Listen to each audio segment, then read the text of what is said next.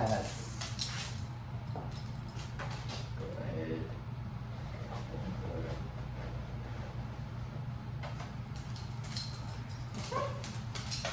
Yes. Second completes that spin, I'm gonna reward it. Now, if you want to use it with Lemmy, and Lemmy say doesn't follow the lure, or as you go around, breaks it, you can shape it. Okay. So if he goes even a quarter of the way around, yes, and pay. Keep repeating until more and more, and then you can add on to it. Yeah.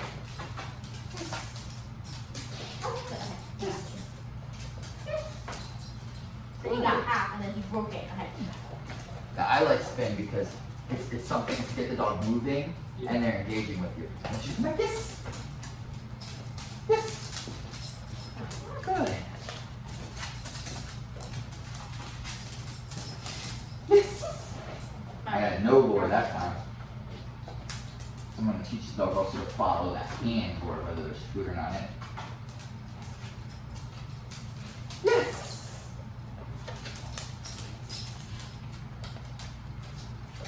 Okay, maybe I'm just showing you the wrong play line. Yeah, because arms are too short to Arm. Oh, sorry, okay. line. So the spin, here's the secret to spinning, right? You take a step back. Uh-huh. You see how you got this open space now? And then you've got the room to lure the dog.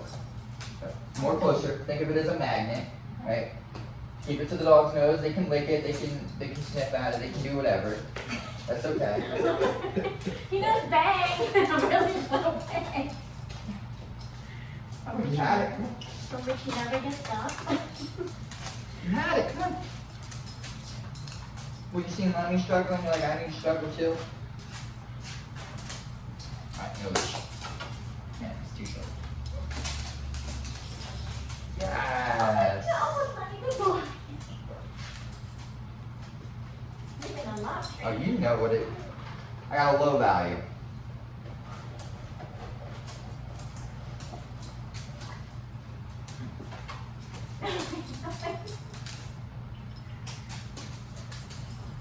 Come on.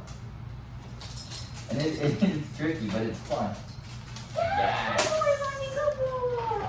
All right. Okay. And then after a few reps, let him be a dog. Good. Okay, you got it. Let's try. You guys can get these on Amazon. I think you get a few back for like $8. Something like that. And you can also shop treats in them too. Oh, So yeah, you yeah. can do them more. Yeah. And then even at the park, the cool thing about these is like, just say like, all right, you're good. Go get your ball, right? You can let them lay down and get the treats out the ball as something comes by. So they literally have an active job to focus on.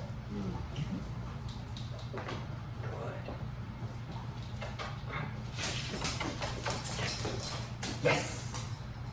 See, I can use the toy too to create that spinning behavior. Yes. Good.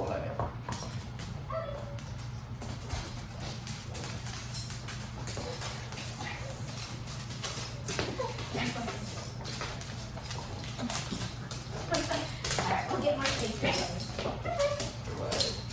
So I feel like he's gonna be more toy motivated, and Lenny's gonna be more food motivated. Perhaps. Yeah.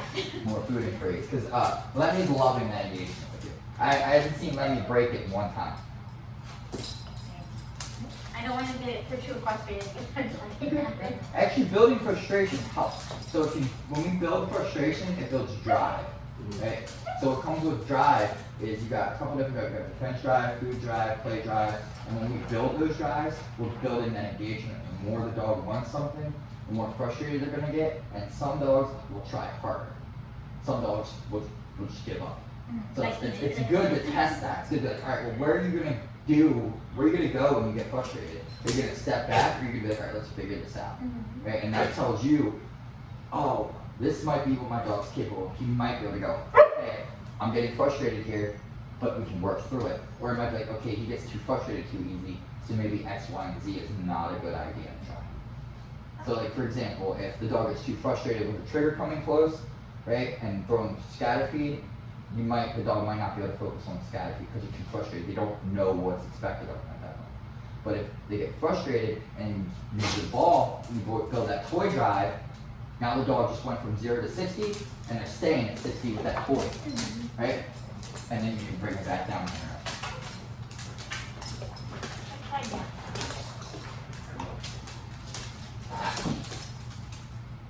Okay. Good, I like that. I really like that. Okay. Good, that impulse control, stopping that impulse.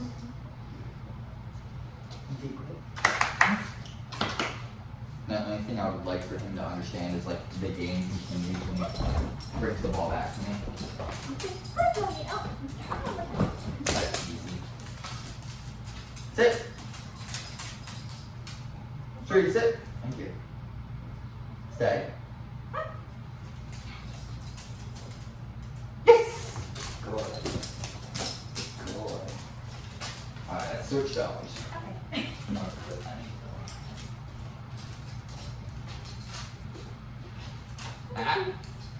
So we can actually do something pretty fun here. We can, you can work food, and I can work toy if you want.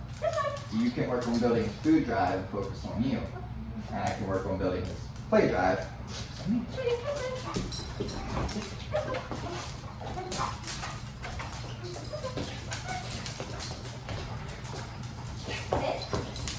Good dog.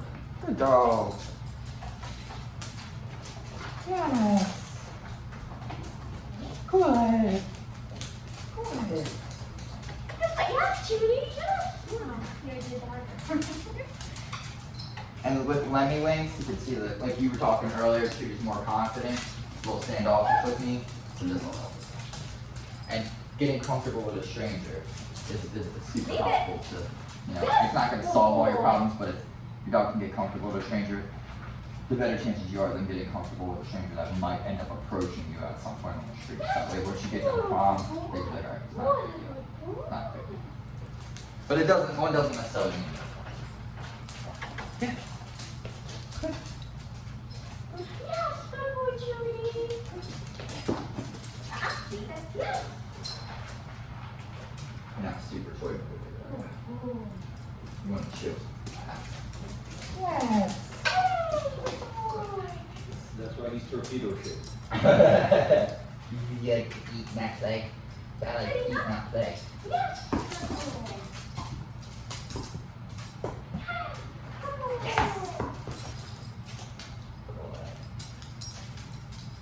And that's why I'm just taking it slow and trying to build that drive for this ball, build that fun. Okay, this is actually pretty cool. I like this. There's something I can do with this here. I want to play with that.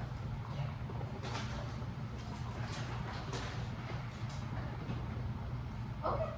Good.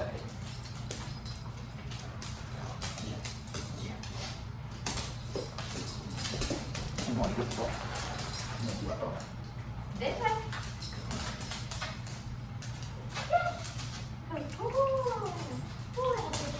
What side do you usually walk him on, your left or your right? Right. Right. I could see him. I see him wanting to come over to this side. He's like, this is unnatural to me. Yeah. Yeah, I tried to walk both of them together, one right, one left. The left was not successful. Gotcha.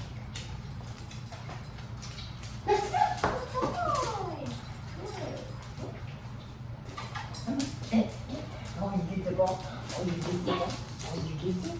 Oh, you get it. Oh, you get it. Oh, you get it. Good.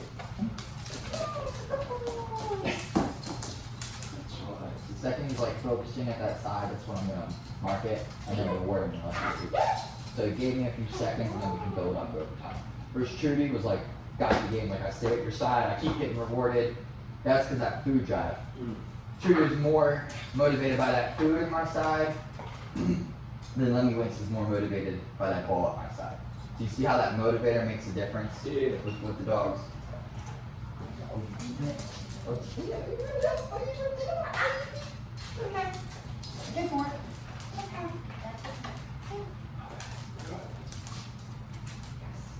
Zero more food. Good to know. Have you guys done any engagement training like this before? Oh, like we were in Petco, we were In trying Petco? that. Yeah, Okay. or PetSmart, whatever. Was it Ah, leave similar to this? Leave it. Is this more? No, this is better because I'm actually doing something. There was like a lot of talking that I had to practice on my own. Yeah. And then doing it here, I had him, Lenny, and Trudy, and then Butters. Gotcha. It's such a mess, that's why I said Butters.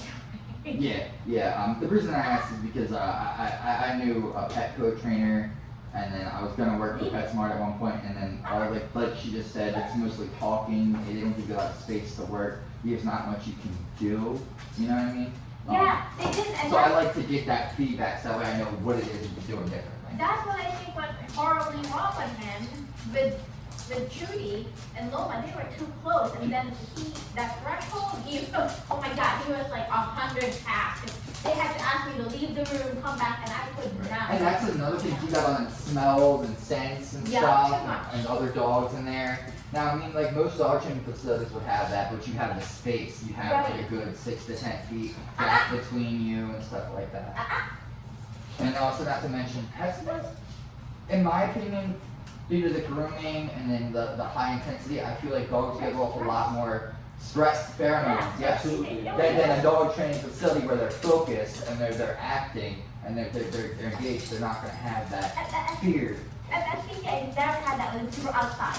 And then we could like pass each other, do whatever, and it was less stressful for me. I was already stressed. And that makes a difference too. Yeah. You feel that travels right down that leash. And that's why I quit, because I said, I think I'm damaging. Leave it. So when we're asking them to leave it and we're moving, I want you to do a full commit. So instead of a pullback, just a pop, money, Oh, and then commit. Oh. Whatever direction you're going. See? Yeah, good. I He's just like, what do we do now? Now, do you want your leave it to mean leave it, or do you want to put a leave it, okay, get it cue? Some dogs can get that difference, some dogs won't. If you think that they won't get the difference, then we'll just put a strict leave it. Like if I say at, that means just don't touch it, but if I say leave it, I mean I literally want you to leave it. So the at's more of an interruption, not really telling the dog what to do. So that's a marker. The interruption marker will be at, then we'll tell them I want you to leave it. Yep. Right? That's why I didn't tell you to leave it, tell them to leave it earlier, because we were just at, don't touch that now, but then we were letting them get it. Oh, But if we add that leave it cue, we're kind of gonna poison that cue unless we teach the difference. Tell me what to do, because I feel like I know who gets confused easily, like with the commands. Because when I was doing it, I say leave it, and then I tell him, okay, but then I'm not really pulling. Like the okay was the command, because when I am feeding him in his crate, he looks at me, and then I tell him, okay. So, and then that's when he'll touch it. Yep, that's your release command. That's what you So put like- with the release or break off. So leave it means like with the interruption is the It's Yep. It can be whatever works. You go shh, Right. whatever kind of noise works for you, right? You just want that positive interruption marker, and then you want to be like, no, this is what I want you to do instead. So So you're should kind I of say- redirecting the dog. The behavior the dog is performing is going to get the treat. You mark it, I don't want that, and then you redirect. Okay. Whenever we correct, we always want to redirect. Right here. I want him to leave it. So Without me say pulling. and then walk it back. Okay. First he doesn't see, right now he's not understanding the So once we get that then we can say leave it. But in order to leave it, we don't want them to already be doing it. We want to stop them when they're going to go do it. So Okay. as he's gonna go sniff that I bag, would've been leave it. that's the time, and you're gonna go and then leave it. Okay. So you see how he came back? Mhm. That's when you want to. I feel like I'm dragging him instead of doing that push pop. And there's other ways we teach leave it. So I'll show you how we can teach to leave it. We use like we were doing with the dropping in on the ground, but fully commit. The reason I'm not going to do it on the ground is because you're going to use the access to the treats on the ground in your reactivity management. Mhm. So we'll do it in the hand. I'll do something like this. You don't want this. Need more treats? A high value. He doesn't want the kibble. But it would be something like this. Yes. And then we reward. Right? After we get the down, right? Then we go leave it. Yes. And then pay from a different hand. Oh, right. Because I'm asking him to leave this one Right. alone. I got my hands. They did say that, do not pay from the same payment. Yeah, don't pay for the same, because that's, you're giving him the Right. same thing you told him that, to not get, right? So, I go, ah. Ah. Leave it. Leave it. Yes. The second he turns that nose away is what I'm gonna wanna mark it. So, let me introduce, Close your hand, ah, reopen it. oh, So we're gonna give him another opportunity, right? We're gonna go open, you go in, you get the opportunity, you mess it up, I'm gonna close my hand, the second you back away, I'm gonna open it back up to give you that opportunity. And the moment the dog does not go for that treat is when you're gonna reward. and am I saying at all, or? No, leave it. No. First, you want them to understand what we're asking of them. So that way, the is a predecessor to leave it. When they hear it's bigger. Step back, stop, and then we say leave it, and that's the longer duration behavior. Okay, then walk me through this, so that way, okay. Yep, no So problem. right here, he's sitting, I'm gonna introduce, I'm gonna hold him so we don't get any. that's what you can do. Take it right to the face. Yes. Yes. Good. See how I left it? Yeah. That's when we'll mark it. When he makes that decision to leave it alone. So yeah, so the minute he comes to me, then and then I close it. Yes. Leave it! Oh, sorry, now I'm closing it. I'm gonna ruin daddy's stuff. Perfect. Treat. Don't hold your hand up high. Give them the opportunity to get it. They steal it, it's okay. They got to make mistakes. Beautiful. So he pulls away and that's good. Yes.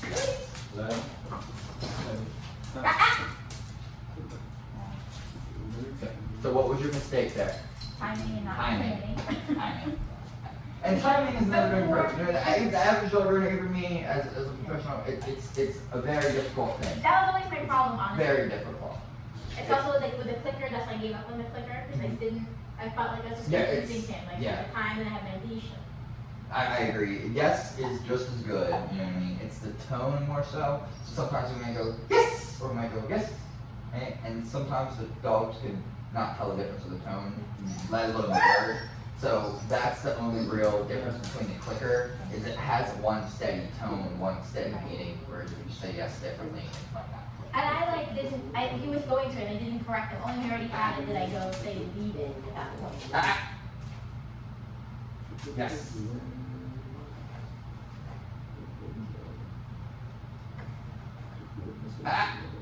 Yes. Yes. That's there we go.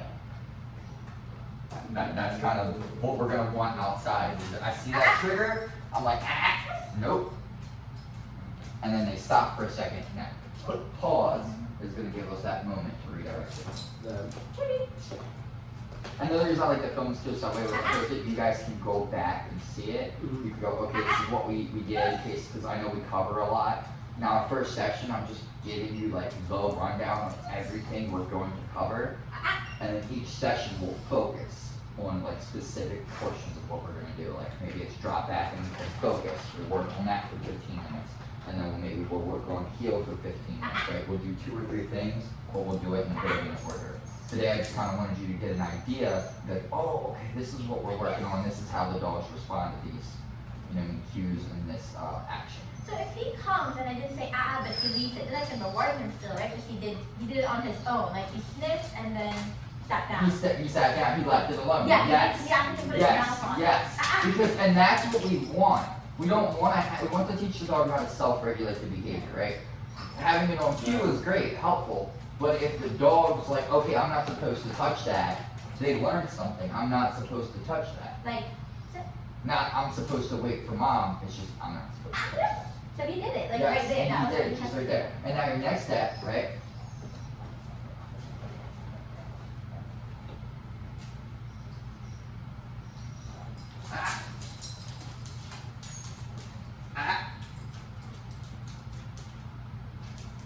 Yes! See, I look back at me. do. Yeah. He turns his attention away from what he wanted back to me for that permission.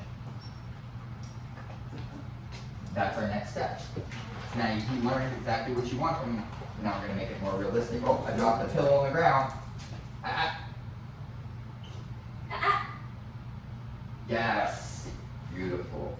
It's the game of it. It's the game of it. When I hear I don't touch that. I look to you for permission. Something good might happen. And then over time we fade that out, and we want to show them, hey, nothing good's always gonna happen. Sometimes we just ask them to leave it, but that's a Now you know how. later session. He got the game really quick. Yes, yes, I love that. I love how it's going. This is fun. This is so. I feel so much more relaxed and like. And then honestly, Okay. right? And just watch his body and his reaction and his state of mind, right? You might not be so quick to arouse because you're retiring that and you're engaging the mind, so he's more focused. He's not like built up. So it's also physical and mental energy that helps with their explosive reactivity. Like they just got all that in, they didn't really work the brain, they didn't do much that day or yada yada. So then we go out and then they're like, it's kind of like a kid, your kid didn't go to school, right? Your summer vacation, right? They're used to going to school, thinking, doing things, right? Then you take them outside, right? They're gonna be like, oh, I want to go to that park. I want ice cream, I want this, I want that, right? But if we go home, we do a couple things with them, they play out back, yada yada yada, we take them out. We have an easier time to be like, all right, we can just chill out here. We don't have to do 50,000 things while we're outside because we did a couple things already. And that was good because he still left later than left too long. And again, it's our own first session. We want to build up, right? We want to go duration, distance, distraction. The longer he can leave it alone, nice. Then we can be like, all right. So for something like this, then the distance will be closer. You want the object closer to the dog, right? So then you be like, okay, I want you to leave it for a good 10 seconds, even while it's right in front of your face.